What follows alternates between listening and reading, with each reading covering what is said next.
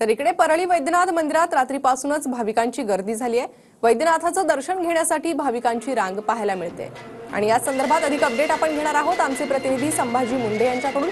संभाजी, काय वातावरण सध्या परळी वैद्यनाथमध्ये?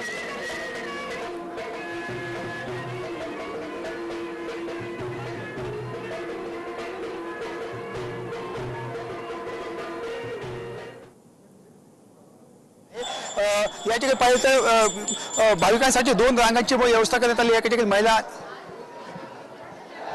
महिला आणि पुरुष या ठिकाणी असणार आहेत आणि या ठिकाणी संपूर्ण या ठिकाणी रात्रीपासून पाहिजे तरी मोठ्या प्रमाणात या ठिकाणी गर्दी या ठिकाणी दिसून येत आहे। वैद्यनाथ मंदिराबाहेरील ही दृश्य आपण पाहतोय। मोठ्या प्रमाणात भाविक दाखल झालेले आहे। महाशिवरात्री निमित्त मंदिरात उत्साह पाहायला मिळतो। वैद्यनाथचं दर्शन घेण्यासाठी भाविकांची मोठी रांग या ठिकाणी पाहायला मिळते। पुन्हा एकदा मी जाणार आहे आमचे प्रतिनिधी संभाजी मुंडे यांच्याकडे। संभाजी, आज महाशिवरात्र आणि कशा प्रकारे वातावरण आणि मंदिर प्रशासनाकडून काय व्यवस्था करण्यात आली आहे?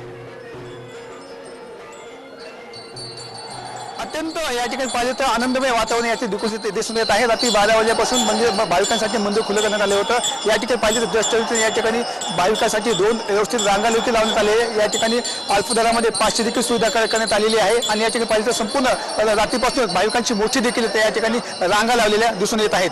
पर्यंत नक्कीच धन्यवाद संभाजी सविस्तर माहितीसाठी।